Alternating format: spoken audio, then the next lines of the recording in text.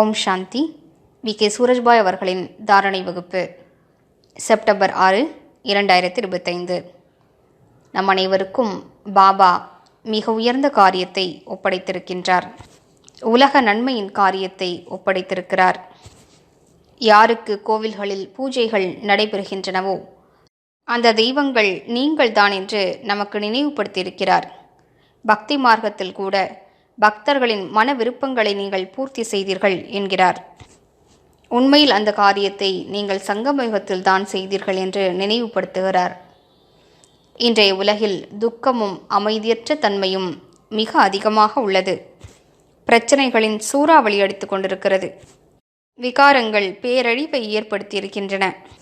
அநேக மனிதர்கள் நிம்மதியான உறக்கத்தை உறங்குவதில்லை. அநேக மனிதர்கள் தமது இஷ்ட தெய்வங்களை அழைத்து கொண்டே இருக்கிறார்கள். எப்போது பக்தர்கள் பகவானை அழைக்கிறார்களோ அப்போது பாபா குழந்தைகளாகிய நம்மை பார்க்கின்றார். குழந்தைகளே, இவர்களுக்கு சக்தி வாய்ந்த அதிர்வலைகளை பரவச் செய்யுங்கள் என்கிறார். உங்களது அதிர்வலைகளால் இவர்கள் சுகமடைவார்கள் என்கிறார். எனவே இந்த உலக நன்மையின் காரியத்தில் நமது பங்கு எத்தனை முக்கியத்துவம் வாய்ந்தது என்பதை உணர்ந்து கொள்வோம். நாம் எத்தனை உயர்ந்தவர்கள்! நமது தூய அதிர்வலைகள் பிறருடைய துக்கங்களை அழித்துவிடும்.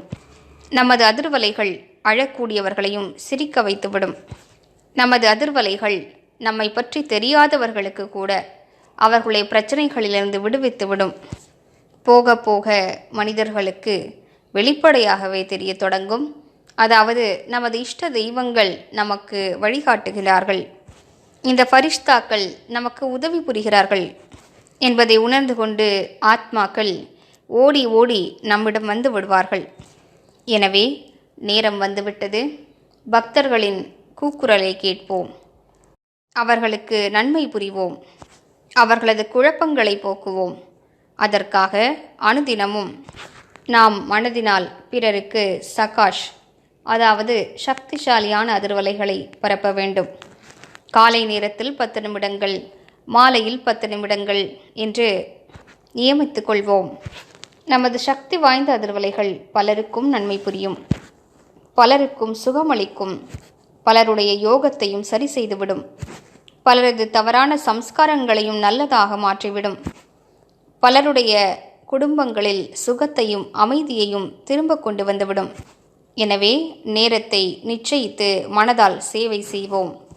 மேலும் நம் மனம் புத்தி ஒருமுகப்பட்டிருந்தால், நாம் நீண்ட காலம் நன்றாக யோக பயிற்சி செய்திருப்போமானால், நமது உயர்ந்த சுயமரியாதையில் நாம் நிலைத்திருப்போமானால், நமது அதிர்வலைகள் தொலைதூரம் வரை பரவும்.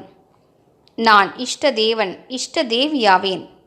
எனக்குத்தான் கோவில்களில் எத்தனை பூஜைகள் நடைபெறுகின்றன. நான் பாபாவுக்கு சமமானவனாவேன் என்று நினைவு செய்வோம். அப்போது அநேக பக்தர்களின் கூக்குரல் காதுகளில் கேட்கும். அவற்றை உண்மையில் நாம் மனதினால் உணர்வோம். ஆனால் காதுகளில் யாரோ கூக்குரலிடுவதை கேட்பது போன்று ஒரு அனுபவம் ஏற்படும். உடனடியாக நாம் அவர்களுக்கு சகாஷ் கொடுக்க வேண்டும்.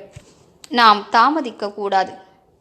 மேலும் இவர்கள் மிகுந்த பாவம் செய்தவர்கள், அவர்கள் துக்கமடையட்டும் என்று நாம் நினைக்கவே கூடாது.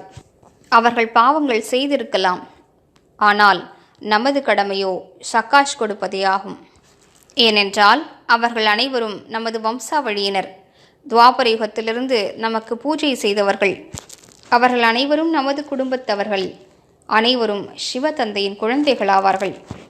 அதற்காக தன்னைத்தான் அனைத்து பொக்கிஷங்களாலும் நிறைத்து கொள்வோம். எந்த ஆத்மாக்கள் தன்னைத்தான் நிரப்பிக் கொள்வார்களோ அவர்கள்தான் இந்த உயர்ந்த காரியத்தை செய்ய முடியும். நாமே வெறுமையாக இருப்போமானால் நமது வாசலுக்கு வரும் அநேக ஆத்மாக்கள் நிராசையோடு திரும்புவார்கள்.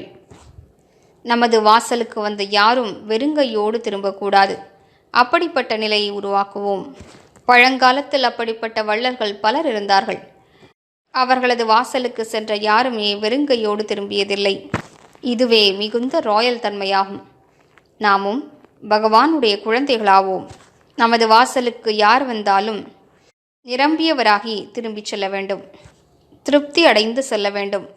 எனவே சுயத்திற்குள் யோகத்தின் சக்தியை நிரப்பிக்கொள்வோம். அமைதியின் பொக்கிஷத்தை நிரப்பிக்கொள்வோம்.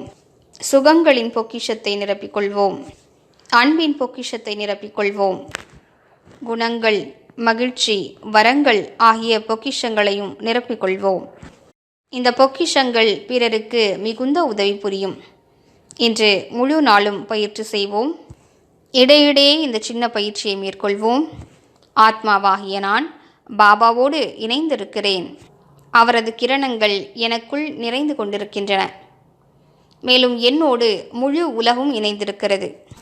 சூக்ஷ்மமான கயிற்றினால் இணைந்தது போன்று பாபாவின் கிரணங்கள் எனக்குள் நிறைந்து நாலாபுறங்களிலும் பரவுகின்றன. உலக ஆத்மாக்கள் அனைவருக்கும் சகாஷ் கிடைத்து கொண்டிருக்கிறது. ஓம் சாந்தி.